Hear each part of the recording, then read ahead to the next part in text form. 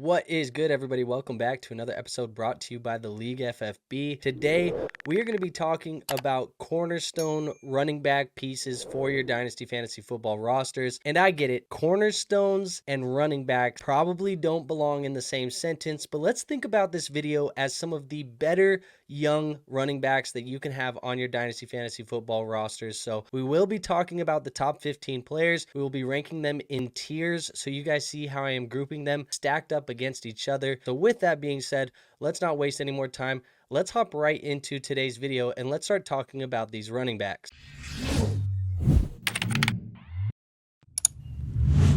So as you can see, we have the tier maker pulled up on the screen, and the criteria for one of those quote-unquote cornerstone running backs is that they have to be 24 years of age or younger at the start of this NFL season. So that is the criteria for the running backs today. We will be starting from the bottom, working our way all the way to the top to the S tier, but starting off in this D tier, I have a couple guys that I want to talk about. The first running back is going to be Blake Corum. The second running back in this tier will be Kendre Miller. And the third and final running back in this tier will be MarShawn Lloyd. Now, all of these guys, obviously younger running backs as far as how much experience they have in the NFL.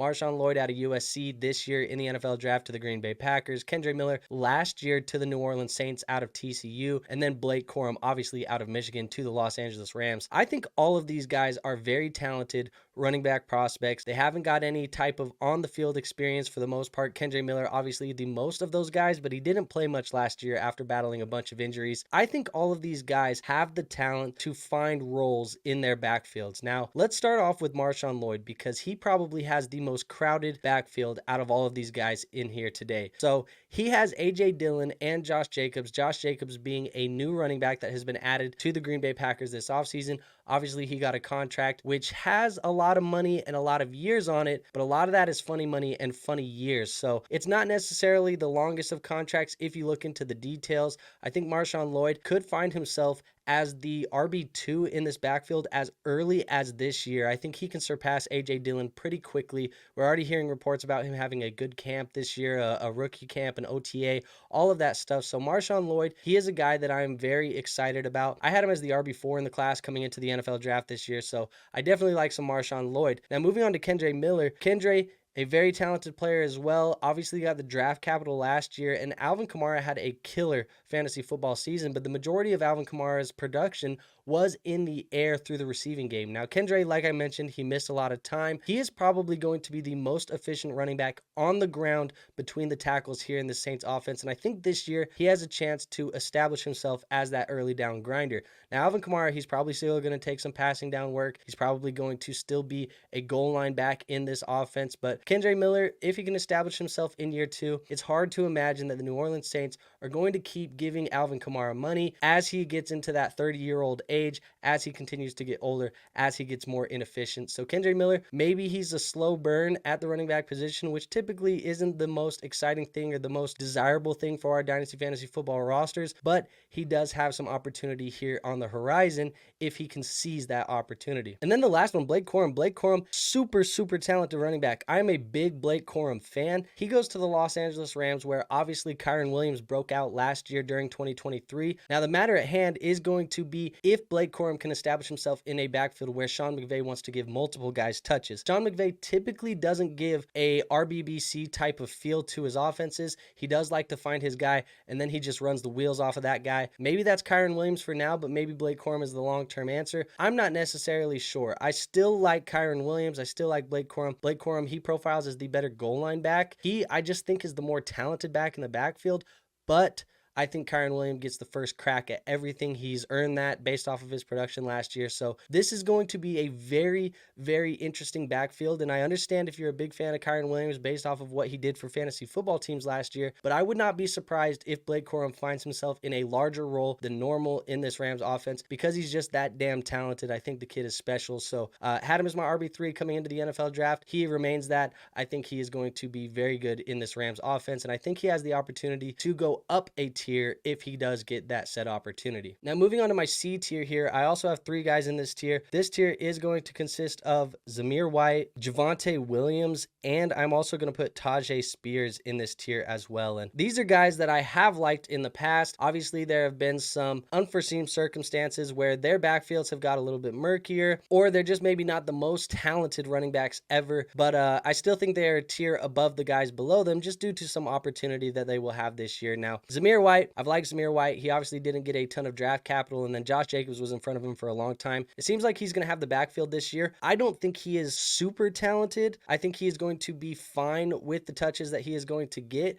but there are some guys in this backfield, and I know that none of the names that I'm going to say sound appealing, but Alexander Mattison, he could take a tiny bit of work, and we have heard a little bit of buzz about Dylan Luwabe, who is reportedly looking good in Raiders OTAs, so there are going to be some other backs that maybe take some work from Zamir White. He doesn't profile as a passing down kind of guy, so he could lose some of that work to a Dylan Luwabe or to an Alexander Mattison, but Zamir White, they're going to run the wheels off of him. They've done that last year. They've done that in the past with other running backs, especially under Antonio Pierce. So I think he is going to have some value, but he could have a very short shelf life, kind of similar to what Ramondre Stevenson was a year or two ago when he was getting a ton of opportunity his way. Now, Javonte Williams is an interesting case because he is a guy that I think is hyper talented, but he had some injuries. The injuries have kind of derailed his career a little bit up to this point, and now it sounds like Sean Payton isn't the biggest fan of Javonte Williams or isn't completely sold on him being the lead back of this offense. It does feel a lot like this is going to be committee. You hear a lot about Jaleel McLaughlin, Blake Watson. They drafted Audric Estime, who is reportedly going to miss some time. I don't know. Javonte Williams, I think the talent is going to keep him here, but he has to do something this year if he wants to remain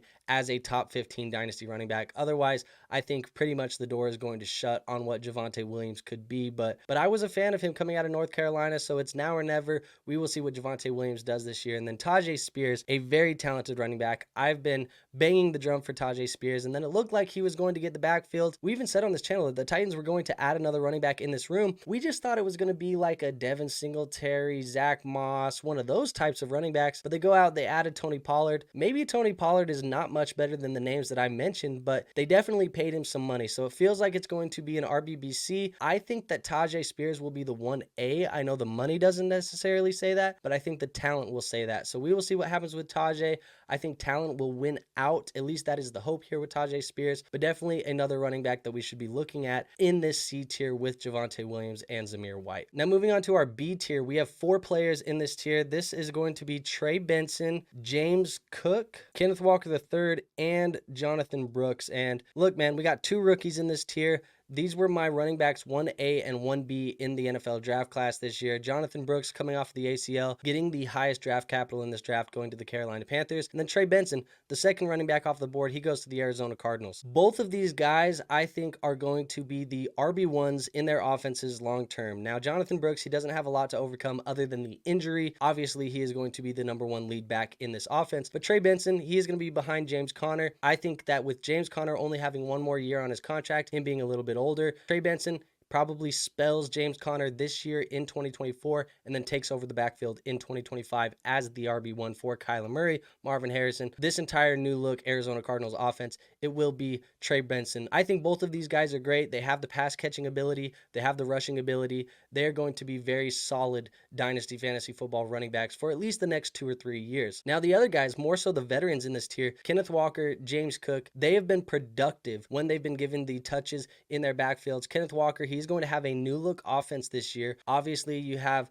McDonald coming over from the Baltimore Ravens, and then you have Ryan Grubb from Washington, who is the offensive coordinator there. It is going to be interesting to see what happens with Kenneth Walker here. Obviously, Zach Charbonnet is behind him, but it does seem like when Kenneth Walker is healthy, when he is on the field, he has been the 1A in this offense. He has been the total lead back in this offense. So it does feel like it is Kenneth Walker's backfield, and I think he has some upside, especially if he starts finding the end zone in this offense. Now, James Cook, we talked a little bit about that Buffalo Bills offense in the last episode where we talked about Josh Allen. They're going to be a new look team.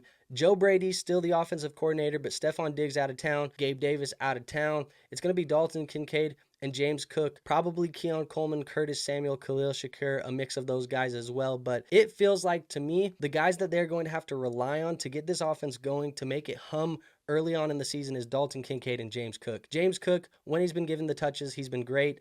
I think when you look at what he did down the stretch last year, obviously the touchdown upside is not necessarily the best because you have guys like Josh Allen who can vulture some touchdowns. But James Cook, he's been efficient when you give him the touches, and he gives you that low-end RB1, high-end RB2 type of feel. So I think all of these guys are definitely a tier above because there aren't as many question marks as the tier below. Definitely not as much competition as the tier below, and probably a little bit of a higher ceiling than the tier below as well. So let's go on to the A tier. There's only two guys in this tier. This tier is going to be Kyren Williams and Achane in this tier. And look, I know I talked about Kyren Williams and I talked about how much I liked Blake Corum. You cannot look at what Kyren Williams did last year and not put him this highly because he was super productive. I mean, he was dominant for fantasy football rosters. So if he is going to remain that guy, if he is going to keep getting those touches, we talked about Sean McVay finding his guy and then running the wheels off of him. If that is Kyren Williams, he is going to be incredible for fantasy football. And we kind of are going to be able to get him at a value now because of Blake Corum, because of those question marks. But if you gamble on Kyren and it pays off, you are going to get an elite asset for fantasy football. So a lot more risk than I think I would like out of a running back that you have to pay that type of cost for. But Kyren Williams,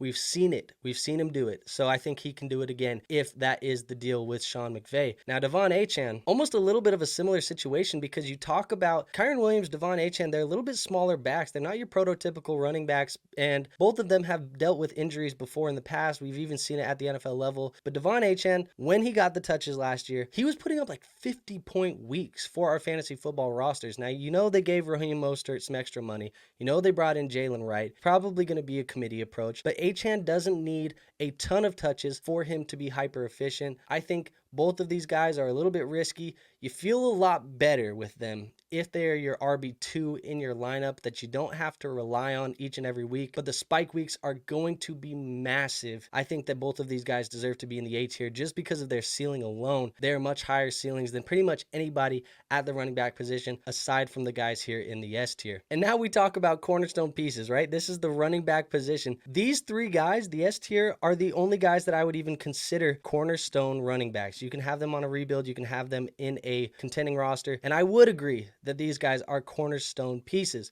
You got Breece Hall, Jahmyr Gibbs, and Bijan Robinson. All of these guys are elite, high floor, high ceiling running back ones for Dynasty Fantasy Football. We really don't got to talk too much about them. Bijan Robinson, the Arthur Smith drama, it's gone. It's out of town. They're talking about they want to use Bijan like they use CMC in San Francisco. If that's the case, this guy has true RB1 potential. And I'm talking about the RB1 on the season type of potential. Obviously, he has to battle Christian McCaffrey for that title, but that is the ceiling that Bijan has. Now, Jahmyr Gibbs, obviously, last year they spelled him with David Montgomery, but we saw how good Jahmyr Gibbs was. He still finishes an RB1 as a rookie. And now you have him in an offense where they're saying that they want to get him a little bit more involved. They want to use him in the slot as a receiver. They want to use him downfield. They're going to use him creatively. He is an all-around weapon. I think this could be Alvin Kamara plus for Dynasty Fantasy Football rosters for the next 4 to 5 years. Jahmyr Gibbs is that special of a talent, and Jahmyr Gibbs is my RB2 in Dynasty Fantasy Football all around. So a true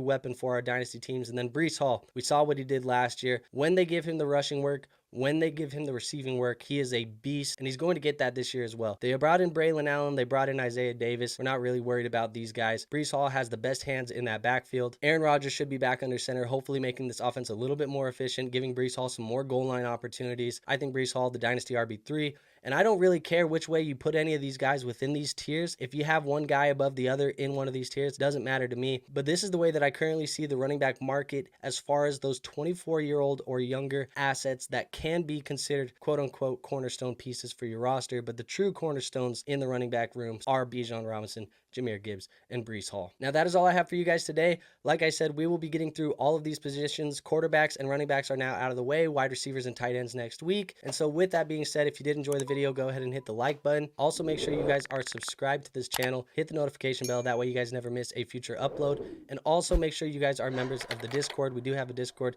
It is free to join. We're in there helping you guys with dynasty teams, redraft teams, best ball teams. You can submit trades for future trade shows, all of that good stuff. With all that being said, I will see you guys on our next episode. But until then, peace out.